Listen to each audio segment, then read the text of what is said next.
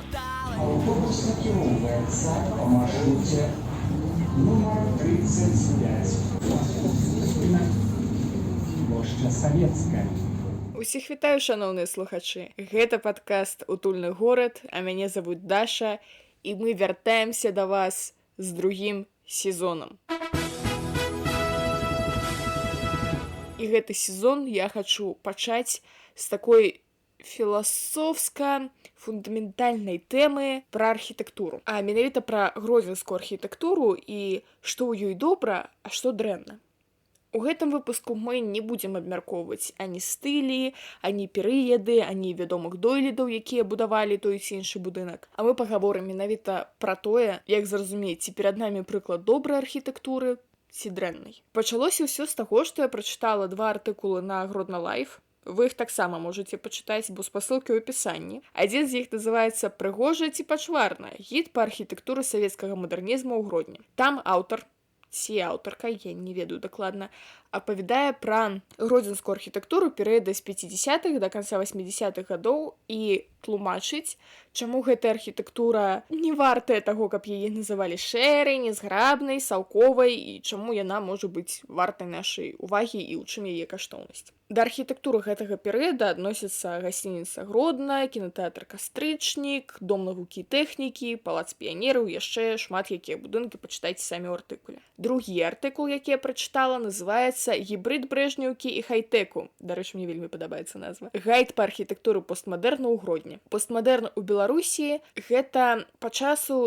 прыблізна з атрымання незалежнасці і да нашых уласна дзён. У артыкуле аўтар ці аўтарка называе абодва найбуйнейшых гандлёвых цэнтра горада, то бок Олд-Сіці і Трыніці, адносна сучаснай, але недастаткова яркай і арыгінальнай архітэктурай. Будынак філармоніі называе нецікавым, а вось будынак Альфа-банка, гэта той, ведаеце, замак з вежачкай на Карла Маркса, там яшчэ крама Атланта ў том жа будынку, называецца даволі цікавым. У гэты момант я вырашыла разабрацца, а як мы, уласна, вырашаем, якая архітэктура дрэнная, якая добрая, якая цікавая, якая не вартая нашай увагі, ці ёсць тут нейкія аб'ектыўныя крытэрыі, ці гэта ўсё пытанне густу.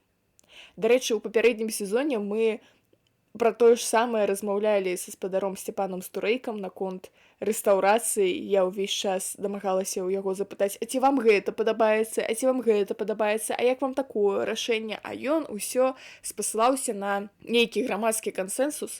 Я падумала, а што вось наконт архітэктуры? Можа, тут таксама не ўсё так адназначна. І як толькі задалася я гэтым пытанням, мне Бог даслаў кавалак сыру.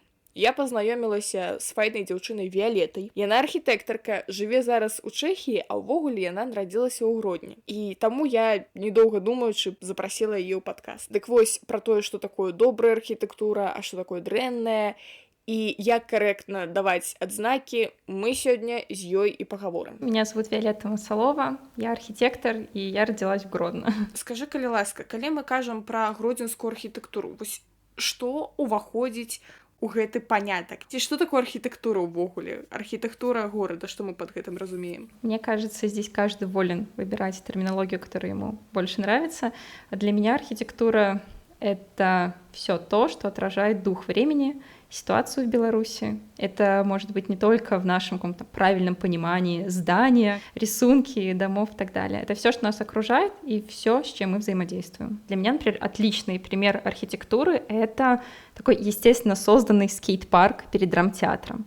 Это просто люди, это просто подростки, которым очень нравится кататься на скейтбордах, на велосипедах и просто отдыхать и встречать красивые закаты. Это архитектура. Просто гэта такая, ведаеш, метафора, як музыка, якая застыла ў камені. Окей, а калі ўсё ж такі вяртацца да будынкаў, тое, што я прывыкла разумець пад архітэктурай, у цябе, можа быць, ёсць нейкі прыклад, як мы можам падзяліць на катэгорыі усе будынкі ў горадзе Гродна? Я не ведаю, там па стылях, па перыядах, як-небудзь яшчэ. Классификация архитектуры может быть любой, и все зависит от вашей цели. Классифицировать можно хоть по степени изношенности фасада или по количеству нанесенных матерных слов на здание.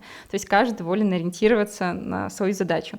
А если говорить про обширную классификацию архитектуры, для легкости восприятия критерий периода времени я нахожу более подходящим. Я бы всегда смотрела на определенный контекст, то есть зданий. Это можно сравнивать это, например, с политической ситуацией, да, страны. Например, когда у нас страна наконец-то или не наконец-то стала свободной Республикой Беларусь. Можно рассматривать, когда там она была в составе СССР. Можно еще уходить даже в дебри. Но я бы рассматривала какие-то уже конкретные случаи. Вось, напрыклад, фарны касцёл, такая візітовая картка горада Гродна, гэта што ўвогуле за стыль, за перыяд и до чего он там належит. Предпочтительнее говорить о периодах времени, отличительных чертах того или иного объекта, потому что, например, после нескольких изменений или реконструкций одно стилевое направление не может справиться с представлением об объекте. Например, если брать, опять-таки, Фарный костел, это 17 век, можно, да, сказать, что это типичный представитель барокко, но если назвать какие-то отличительные характеристики, вряд ли мы будем перечислять характеристики барокко, и это нам как-то расскажет о этом костеле.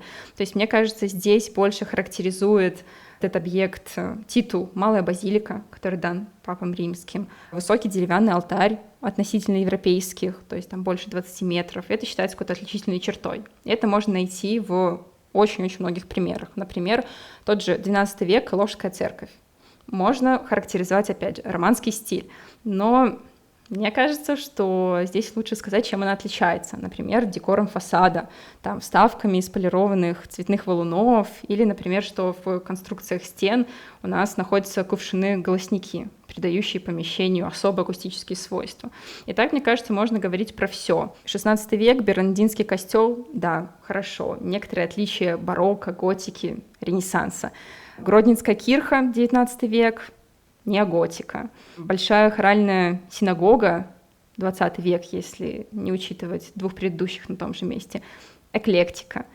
Ну, если в пример брать религиозное здание Гродно, мы встречаем изобилие различных эпох, конфессий, подходов и особенностей архитектуры. Мне кажется, это важнее, нежели слепое перечисление стилевых направлений. То бок вось просто так казаць, а гэта у нас барокко, а гэта сталінскі ампір, гэта ты лічыш не мэтазгодным. Я считаю, что это просто не даст полной картины и информации. И более того, я уверена, что люди, которые не занимаются и не используют эти термины в каждодневной практике, просто напрочь не могут вспомнить все характеристики того или иного стиля. Это просто тяжело и нецелесообразно. Зразумела, тебе гэта ведаеш, просто такая траўма чалавека, які ад часу да часу бываў на ўсякіх краязнаўчых экскурсіях, калі ты ідзеш, экскурсавод ці экскурсаводка астанавліваюцца ля пэўнага будынка, і першае, што яны кажуць: а вось гэта такі-то касцёл стыль барокко, і ты такая: ага, нічога не зразумела, але вельмі цікава. На экскурсиях, в каких-то литературе, книгах, либо видео это забавно слышать, просто такой как пунктик,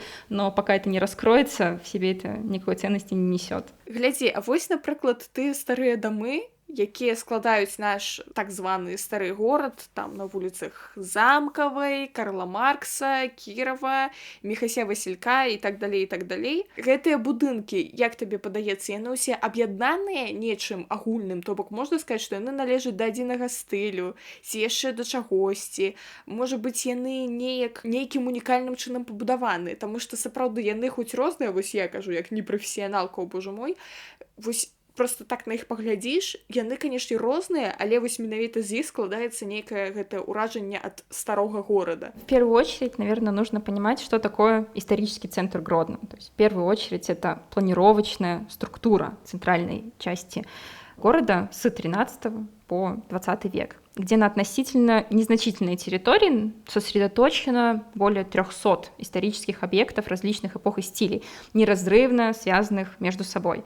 Поэтому в центре Гродно мы получаем такой чувственный ансамбль, состоящий из жилых зданий, некоторых вышеупомянутых религиозных, общественных пространств и так далее. И уникальность именно домов, о которых мы сейчас с тобой говорим, заключается в том, что они не просто находятся в центре, тем более историческом, а являются его неотъемлемой частью. Если отвечать конкретно на вопрос, то чаще всего это жилые здания там, 20 века, стиль классицизм, эклектика, но, повторюсь, не считают информацию достаточной для понимания уникальности и контекста города Гродно. Слухай, вось про класіцызм я нешта са школы памятаю, гэта калі ўсё паралельна і перпендыкулярна.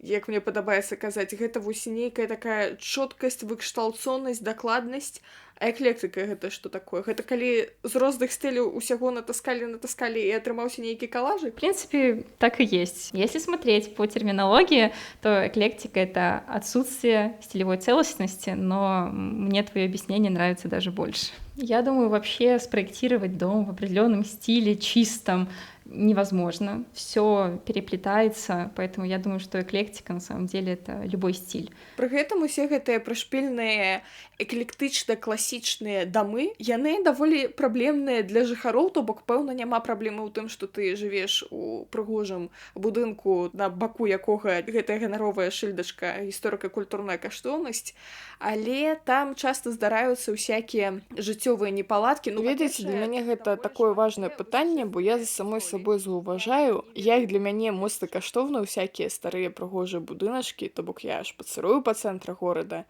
гляджу, вау, прыгожа, якія класныя дамы. А чаму яны, уласна кажучы, класныя? Можа быць, людзі, якія там жывуць, замярзаюць і праклінаюць дзень, калі гэтыя будынкі ўвогуле будаваць пачалі. Ведаеце, гэта падавалася б відавочнае пытанне, але мне падаецца, калі мы ацэньваем архітэктуру, мы забываемся пра яе функцыянальнасці, пра тое, ці камфортна там жыць і працаваць людзям.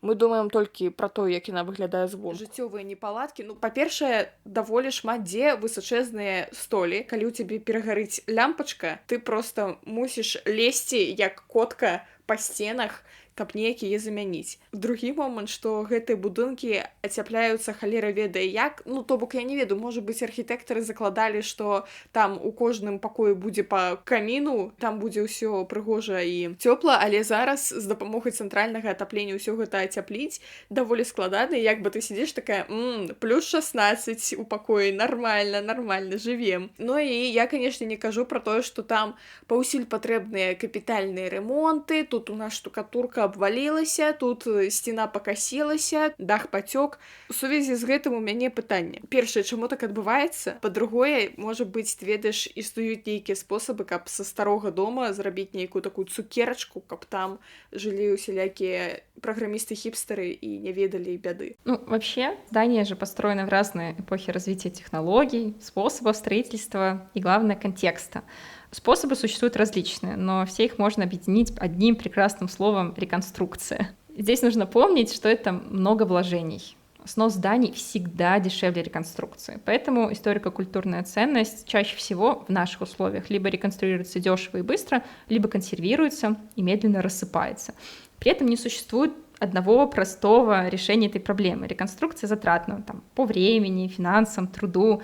Все это взаимосвязано. Например, если взять денежный аспект, лишь увеличение финансирования недостаточно для решения, как и наличие, например, профессионалов с отличными подходами к переосмыслению архитектуры. Это своего рода система, такая конструкция, где должен присутствовать каждый из элементов, иначе это просто не будет работать. У нас в Беларуси либо просто не доходят до этого руки, потому что это сейчас не первостепенная задача и, может быть, даже не в списке существенных.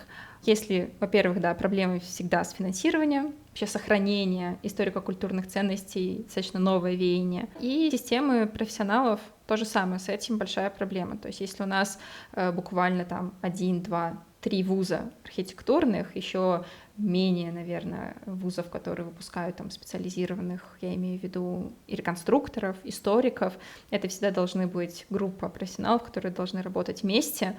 При этом должна быть и хорошая зарплата, и финансирование, и просто заинтересованность человеческая, она всегда, естественно, зависит от государственной. Мне падаецца, што, можа быць, нават рэканструяваць які-небудзь палац, гэта прасцей, чым рэканструяваць жытловы дом, таму што, у палацы, прынамсі, зразумела, што там будзе, там хутчэй за ўсё будзе музей. І ты такая, окей, вось у мяне ёсць каркас, і я з гэтага каркасу зараз мушу зрабіць музей.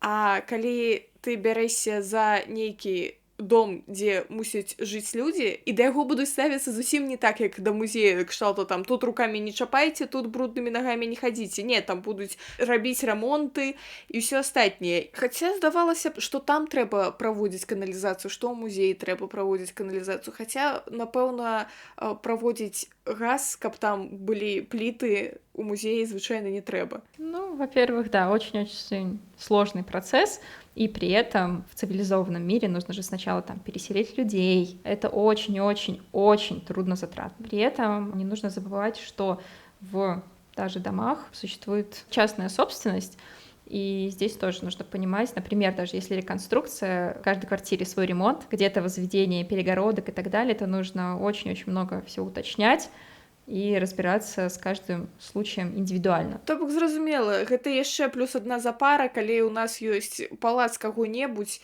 які стаіць развальваецца, мы проста возьмем і сканструюем там усё як трэба, а там як бы людзі жывуць, і мы скажем, мы хочам разваліць гэту стенку, і яны скажуць, не развальвайце гэту стенку, яна нам каштоўная як памяць. И что ты будешь робить? Ну да, если сравнивать именно с какими-то большими, общественными зданиями, мне кажется, разница налицо, когда если какое-то есть функциональное зонирование, особенно если мы там делаем музей, намного легче поразмышлять, если это будет, представить, что это будет выставочным залом, и там вообще должно быть просто свободное достаточно пространство для экспонатов и так далее, а не воспринимать каждую ячейку, да, квартиру как отдельную ячейку, и притом там еще должно быть функциональное зонирование по твоим еще нуждам из разряда зал, кухня. То есть это просто затратно. Вось мы з табой зараз пагаварылі пра ўсю гэтую старажытную архітэктуру, мы з табой пагаварылі пра тое, што ў гэтых старых кватэр былі старыя ж спажыўцы, старарэжымныя і са старымі парадкамі, але ўсё ж такі ў нас прынята неяк натхняцца гэтымі будынкамі. Кшталту, гэта класна, гісторыка-культурная каштоўнасць у 20 стагоддзі пабудаваная на пачатку 20 стагоддзя, так? А савецкую архітэктуру, прынамсі раней, было прынята неяк хейціць. Напрыклад, вось да Мінску заўсёды вось гэтыя прэтэнзіі, што, боже мой, гэтыя шырачэнныя праспекты, а тут, значыцца, гэтыя высачэзныя дамы, і ты ідзеш такі маленькі чалавек у гэтым сацыялістычным свеце, і ўсё такое шэрае, ўсё такое мармуровае і магутнае. А потым нешта змянілася, і фоткі савецкай архітэктуры раптам сталі набіраць 1000 лайкаў у інстаграме, раптам яны сталі з'яўляцца на вокладках нейкіх постмадэрнісцкіх, постпанкаўскіх альбомах музычных, і ты проста сидзіш такая думаеш, а што адбылося, а чаму людзі раптам пачалі бачыць прыгажосць ва ўсіх гэтых будынках, а што здарылася? Вось, і ў мяне да сябе пытанне. Першае, вось калі казаць пра савецкі перыяд у Гродні, якімі ён там будынкамі прадстаўлены? Сначала хотелось бы, да, просто сказать, как я понимаю эту архитектуру и как оцениваю. В первую очередь оцениваю подход и принцип относительно контекста и чувственная составляющая, которые пытались добиться. И если вот мы говорим, например, да, про тот же сталинский ампир, то в первую очередь, чтобы опять-таки оценивать здание, нужно понять, что это и какие это чувства вызывает. Вот, например, какие эмоции у тебя вызывает, например, такая архитектура. Что ты лично чувствуешь, находясь рядом с ней. Да стэлі сталінскі ампір, дарэчы, можна аднесці раптам Гродзенскі новы замак. Справа ў тым, што яго адбудоўвалі пасля другой сусветнай вайны, ён атрымаўся больш падобны на тыповых прадстаўнікоў сталінскага ампіру. Першапачаткова ён быў пабудаваны ў стылю рококо, але стыль рококо гэта, напрыклад, зімовы палац у Санкт-Петербургу. Ёсць пэўнае адрозненне, праўда? Сталінскі ампір гэта, напрыклад, ансамбль на праспекце незалежнасці ў Мінску. І адказваючы на пытанне Віолетты, я прыгадала менавіта праспект незалежнасці. Что ты лично чувствуешь, находясь рядом с ней? Слухай, увогуле залежыць ад канкрэтнага будынка, але мне Мінск чамусьці падабаецца зімою. Для мяне, напрыклад, калі ты бачыш увесь гэты старажытны Гродна з нізкім шэрым небам на фоне, у мяне пачынаюць нейкія дэпрэсіўныя думкі пра тое, што вось нават гэтую прыгажосць ахапіла гэтае шэрае неба і ніколі ў нашым жыцці не будзе вясны.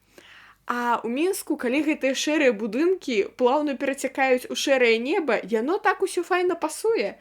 І ўвогуле, калі ты ідзеш сярод гэтага сталінска-ампірскага каменю, у цябе няма думак пра тое, што, а хутчэй бы вясна, калі ўсё зялёненькае, там няма чаго зялёненькага, бо там і дрэў няма ўвогуле, яны там не прадназначаныя яны, каб там стаяць. Таму, як бы, узімку я вельмі люблю Мінск, але калі надыходзіць лета, спякота, яркае сонца, якое не прабіваецца праз гэтыя шэрыя будынкі. У мяне зноў жа пачынаюцца тыя ж самыя дэпрэсіўныя думкі пра тое, што, божа мой, чалавецтва захапіла прыроду, і нам нават няма як панасалоджвацца гэтым сонейкам, таму што, значыцца, у нас паўсюль толькі сталінскі ампір, які над намі навісае. Вось такое у мяне падвойнае стаўленне да гэтага сталінскага ампіру, але я яго ненавіджу дакладна. Можа, я не адчуваю вялікай сімпатыі, але ёсць у ім нешта стылёвае, и под зиму ён выдатно пасуе. Мне, кстати, кажется, что Гродно еще достаточно щадяще относится к нам, потому что Минск как раз-таки пропитан этой помпезностью, и как раз-таки вот выявляется направленность этой архитектуры. Но все зависит, естественно, от контекста. Если, предположим, например, там, брать время строящегося коммунизма на территории Беларуси, здесь что было? Здесь было важно показать монументальность, церемониальность, даже некую ритуальность, показать, кто здесь власть, кто здесь вождь.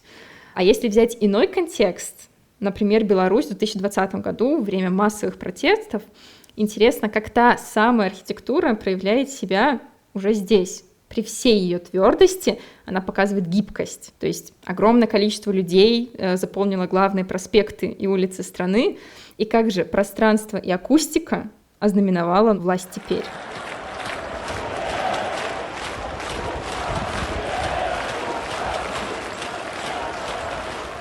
То есть мне очень по душе это противопоставление тихо и быстро проезжающего кортежа и медленного, тянущегося, плотно от этой колонны людей с гулом и предчувствием конца. Поэтому какого бы периода и стиля изначальная архитектура ни была, она отражает историю. И только нам решать, хотим ли мы жить с этой историей. То же самое про Гродно. Мне кажется, что то ли уже как-то времена другие наступили, то ли что, но хочется обсуждать уже сталинский ампир не в контексте сталинского ампира, а в контексте Беларуси, новой Беларуси после 2020 года. Слухай, ну ёсць такое, што ўжо гэтыя будынкі, яны не асацыююцца ані са сталінскімі рэпрэсіямі, ані з другой сусветнай вайной. Гэта проста як нешта такое мадэрновае, прышпільнае, што стылёва выглядае ў інстаграме, асабліва калі чорна-белы фільтр накласці, і яно будзе файна. Я, насамрэч, калі казаць пра ўсю гэтую гродзенскую савецкую архітэктуру, напрыклад, будынак глаўпаштампы, так? Потым радыёхваля, что у нас яшчэ ёсць, дапамагай. Дом быта, который в точности повторяет, да, Дом быта и Минский, они одинаковые, мне кажется, это тоже забавно.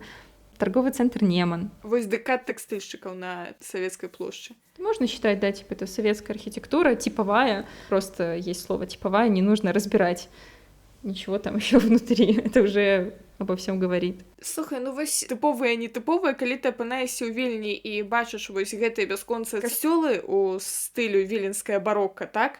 Ты такая просто, ну, тыповое віленская барокка. Я разумею, што яны ўсе па індывідуальным як бы эскізу ўсё адно будаваліся, то бок для кожнай царквы, вядома, архітэктар асобна працаваў, але для мяне даволі аднолькавыя, толькі што колеры розныя. Вообще это разные вещи, когда мы говорим, что, например, типичный представитель одного стиля, это там он просто использует как раз-таки характеристики стиля, и они чаще всего одинаковые. Есть какие-то очень конкретные примеры, там, готики в романской архитектуре, когда это прям было... Почему это было нововведение, новый стиль? Потому что там уже придумали принцип конструкции, то есть переноса веса, чтобы это все было легче на перекрытие, чтобы были легче перекрытия и стены. Поэтому это что-то типа очень-очень новое, и, естественно, когда применяется этот тип конструкции, понятно, окей, это этот стиль. В советской архитектуре это было немного по-другому, потому что существует типовой проект. Здесь он почти ничем не отличался, если вообще не было никаких изменений. То есть вот как этот ДК текстильщиков, так и Дом быта — это типовой проект. Наверное, нужно радоваться, что до Вильнюса это не дошло, и хотя бы где-то есть маленькие различия. Да Вільні гэта дайшло. Тут таксама ёсць даволі тыпавыя рэчы, але, можа быць, іх не так шмат, і яны крышку губляюцца на фоне старога горада, які ў значны свой час захаваўся, і ён займае значную частку горада.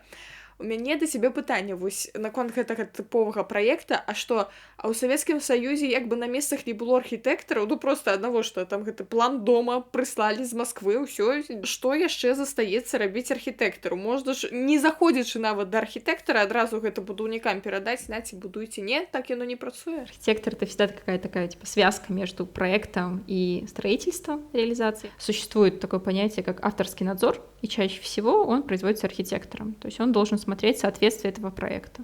То есть, да, просто присылается проект, и он должен следить за ним. Существует какая-то территория, да, где бы нам построить дом быта. Да. Не всегда же, вот, например, в Гродно его где угодно не поставишь, не всунешь, потому что ай-яй-яй, исторический центр. Находится место, и уже все остальное, что тоже относится и к зданию, и к благоустройству, это тоже нужно все соединять, часть города. То есть даже если тебе присылают очень много проектов с Москвы, ты не можешь просто тыкнуть пальцем в небо, стройте и рассчитывать на то, что город станет полноценным. Все нужно связывать, и даже это работа архітэктара. У Гродні таксама яшчэ актуальна праца архітэктара ў тым сэнсе, што ты гэтую тыповую панельку просто так без зменаў не ўпіхнеш, таму што ў нас ёсць гэтыя прыгоркі, узгоркі, і там элементарная вышыня фундамента будзе розная. Да, отличительная часть Гродно — это рельеф, что дает нам некую индивидуальность. Так, але панелькі прыходзіцца ўпіхваць на горы і жыццю радавацца. Заадно давай пагаворым і пра панелькі. Ты, дарэчы, у панельцы вырасла? Да, сначала на Фоліше, потом на Вишневце, но это всегда были панелькі. Панелькі таксама зараз пачалі рамантызаваць. Я таксама знаходжу да халеры ў інстаграме усялякіх блогаў, дзе чувакі фоткаюць проста на плёнку гэтыя панелькі, і гэта кшталту так романтычна. Скажы, калі ласка, як на твой густ, як тебе панелькі ўвогуле? Я принимаю их, могу сказать. То есть если я говорю про подход, вот это вот контекст и так далее, естественно, уже, мне кажется, всем известно, да и в первом сезоне уже было тоже уже не раз сказано, в каком это контексте все строилось и так далее. Я принимаю, это часть нашей истории, я и не романтизирую, и не обладаю какой-то излишней злобой к ним. Слухай, а ёсць якія-небудзь аб'ектыўныя архітэктурныя паказчыкі таго, што вось гэта класны будынак, а гэта не класны будынак? І ці можам мы гэтыя аб'ектыўныя паказчыкі прыкласці да панелькі ці прыкласці да фары Вітаўта? Мне кажется, объективизма вообще, да, это же, если так уходить в терминологии, не существует. Все, что мы думаем, это всегда субъективно. Есть просто способы, как сделать жизнь более комфортно. То есть это всегда небольшое там разнообразие, всегда там транспортное обеспечение, всегда зеленые насаждения. То есть есть определенные, для этого, наверное, и существуют государственные органы, и пишутся законы, например, где там сколько-то зеленых насаждений должно быть на душу человека в определенном городе, микрорайоне и так далее. Из этих всех качеств, характеристик складывается уровень комфорта жизни. Конечно же, это можно переносить все на панельные дома в тех же наших микрорайонах. Можно просто, да, в идеале все развивать, чтобы это все улучшалось. А як ты думаешь, адкуль пайшла гэтая узгаданая тэндэнцыя на романтизацию панелек? Мне кажется, это уже, знаешь, нужно обращаться к специалистам, антропологам, либо социологам, но от себя, мне кажется, можно сказать, что для меня это что-то большее, чем чувство ностальгии. Для меня это как-то ощущение реальности, как будто, знаешь, клоуны и декорации остались, потому что цирк и не уезжал. Мы живем в этом, продолжаем жить. Не знаю, будем ли мы там рассматривать этот вопрос «Молчат домами». «Молчат дома» — гэта такі пост-панк, нью-вейв, сінці-поп беларускі гурт, які ў Амерыцы шмат больш папулярны, чым на радзіме. Парадокс. Они же очень популярны в Америке. Не существует термин, когда ты чувство ностальгии по тому, чего ты никогда раньше не испытывал. И вот мне кажется, что без какого-то хейта в сторону Соединенных Штатов Америки чаще всего это именно такое ощущение. А при нас я понимаю, что я не могу сопоставить это вот, если очень-очень ужасно и очень плохо говорить, например, у них не настоящая ностальгия, да, а у нас настоящая. Я не могу даже это ностальгией назвать, потому что я родилась в панельке. Да, я не родилась в период СССР, но я родилась в панельке, я выросла там. «Молчат дома», які, дарэчы, беларускі гурт, якія якраз выкарыстоўваюць вось гэты індустрыяльны нью-вейв стыль у сваёй музыцы і выкарыстоўваюць у якасці ілюстрацыі гэтыя бясконцыя фотачкі там нейкіх брутальных будынкаў, нейкіх панелек і так далей. І яны зараз вельмі папулярныя. Пытанне, чаму? Мы ўжо з табой пачалі адказваць наконт таго, што вось нейкая дурная ностальгія, вось настаяшчая ці не настаяшчая. Ну, у мяне, дарэчы, я калі слухаю якія-небудзь гэтыя каўбойскія песенкі амерыканскія пра «Take me home, country road». У мяне таксама нейкае пачуццё ностальгіі прачынаецца, хаця я ніколі ў жыцці на коніку праз ранчо не ехала да хат, разумееш? Ну, мне кажется, что здесь, опять-таки, «Молчат дома» — это не просто музыкальная белорусская группа, это как будто музыка времени, музыка эпохи, голос эпохи. Они очень хорошо это все передают с помощью своего творчества. И творчество здесь, конечно же, не ограничивается только музыкой, но это те же обложкі альбомов. Вось мы з табой зараз дайшлі да такой філасофскай думкі, што вось гэтае можа быць захапленне савецкай архітэктуры. Гэта тое, што адлюстроўваецца ў панятку постсавецкі, што мы ўсё яшчэ постсавецкае нейкае пакаленне, нейкае ў нас постсавецкае грамадства, у тым сэнсе, што мы яшчэ не адарваныя ад гэтага, нам трэба гэта вось неяк працягваць і пераасэнсоўваць і пісаць пра гэту музыку.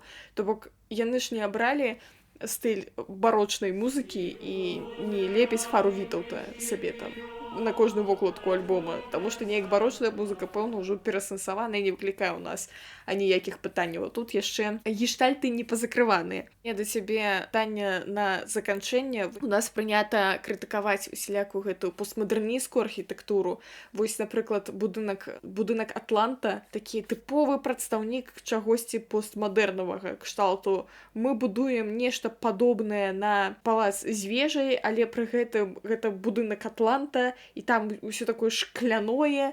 Як табе такі падыход? Зразумела, я тут маю на ўвазе крытыку з таго самага артыкула Гродно Лайф гібрид Брэжнеўкі і хай-тэку. Гэта той, дзе Олд Сіці і Трыніці называюцца сучаснай, але недастаткова яркай арыгінальнай архітэктурай, будынак філармоніі нецікавым, а будынак Альфа-банку даволі цікавым. Хаця, вядома, не толькі гэты артыкул крытыкуе сучасную архітэктуру, гэта шмат хто робіць, але перад запісам выпуску я даслала менавіта гэты артыкул Віолетце, и вот что она думает на гэты конт. Я почитала статью, и там прямо мне есть многое что сказать. Но я прям разбирала каждое то, что там написали, но касаясь именно этого здания Альфа-банка на Карла Маркса и, опять-таки, еще там плюс выставочный зал ЗОВ, единственное, что я могу сказать относительно этой статьи, что я не разделяю оптимистичность заголовков. То есть про первый это был чистейший постмодернизм, а про второй — современная архитектура, за которую не стыдно. Не разделяю этого всего, но при том же оцениваю, естественно, подход. Вообще нужно сначала, понимать, как к этой всей архитектуре относиться. То есть в текущем положении я воспринимаю белорусскую архитектуру как, к сожалению, как архитектуру страны третьего мира. Если касаться определенно этого здания, и вообще остальных других, которые были заведены в этот период, опять же, я их принимаю при всей игре, манипуляции, неряшливости и местами наивности. Если говорить про филармонию, я считаю жестоким постоянно сравнивать жертву государственного инцеста, то есть филармонию, с работами именитых архитекторов и неустанно напоминать ей таким образом, что она чмо. То есть для понимания контекста, если мы обсуждаем статью Гродно Лайф, там сравнивалась Гродненская филармония с работами Сантьяго Калатрава. Мне кажется, это достаточно жестоко, когда мы говорим про страну третьего мира и страны первого. Слухай, я тут не зусім пагаджуся, таму што ты, можа быць, слухала апошні выпуск першага сезона наш быў пра агратрэш і арганізацыю усякіх культурных свят. І я там быццам бы таксама параўноўвала непараўнальнае, то бок, як чувакі ладзяць святы ў Польшчы, беларусы, дарэчы, як яны гэта ўсё арганізоўваюць і як гэта робіцца ў нас. І тут таксама можна сказаць, Беларусь краіна трэцяга свету, Польшча краіна нейкага іншага свету, і зразумела, там усё будзе класна, а ў нас будзе нейкі агратрэш. Мне падаецца, тут прэтэнзія менавіта ў тым, што быццам бы мы, беларусы, таксама можам пабудаваць нешта класнае, зрабіць нешта класнае, але вось праз гэты там дзяржаўны апарат нам гэта не даюць увесь час, таму што вось такі у нас дзяржаўны апарат. Мне падаецца, ў гэтым прэтэнзія. Да, но при этом, когда, если знаешь, тоже типа вырывать из контекста и просто критиковать определенное здание, не знаю, почему я с таким чувством и трепетом теперь отношусь к гродненской архитектуре. Конечно же, не нужно забиваться в какой-то, кокон и говорить только про Беларусь. И вот у нас, есть там отличный пример хорошего здания, и все, и делать только так. Конечно же, нужно смотреть на мировой прогресс и что сейчас происходит в мире, но мне кажется, очень жестоко сравнивать, когда мы были не в равных условиях. Это из разряда для меня сравнивать, я не знаю, с сочинение пятиклассника с Шекспиром и выставлять ему оценку относительно этого. Наверное, хорошие были примеры. В статье упоминался неплохой вариант храм в честь Рождества Христова на Девятовке. Когда мы говорим про современную архитектуру чаще всего ставится просто равно, и это эквивалентно постмодернизму. При этом особенность, мне кажется, постмодернизма в странах СНГ, здесь лучшие примеры — это религиозные здания. Ты бачыла касцёл у паўднёвым, дарэчы. Да, это же около Вишневца, поэтому, да, тоже неплохой вариант. Мне вельмі падабаецца, асабліва ведаеш, вось гэты касцёл, калі ён на фоне хмарнага неба. Почему-то Гродно особенно может похвалиться именно костелами в микрорайонах. Так, ну што, напэўна, на гэтым мы можам завяршаць наш сённяшні выпуск. Падвядзем нейкую выснову ўсіх нашых дэбатаў пра архітэктуру. Як табе гродзенская архітэктура ўвогуле? То ли я расчувствовалась в свете последних событий, то ли предвзято к родному городу, но отношусь к гродненской архитектуре я с нежностью. А с архитектурой, как и с Беларусью, все не так, і все так. Выдатна гучыць, для мяне, ведаеш, выснова гэтага выпуска пра тое, што архітэктура горада — гэта рэальна адбітак эпохі камені. У камені, у бетоне, у мармуры, дрэве, у чым заўгодна, таму што вось у нас тут барока, вось у нас тут сталінскі ампір, а вось месцамі стыль агратрэш, які я таксама пяшчотна люблю. І слухачы ўжо мусілі гэта заўважыць па колькасці ўзгадванняў песень Александра Саладухі ў гэтым падкасце. Што ж, на гэтым я магу сказаць дзякуй вялікі спадарыня Віялета, што ты сёння завітала да мяне ў падкаст. Такі ў нас сёння вясёлы фармат, спрэчкі і разважанні пра вялікае. Шчыра раю вам падпісацца, шаноўныя слухачы, каб не прапусціць наступныя выпускі, папераслухваць папярэднія, таму што там шмат усяго вясёлага і цікавага, і мы з вамі зусім хутка пачуемся. Набывайте поездные билеты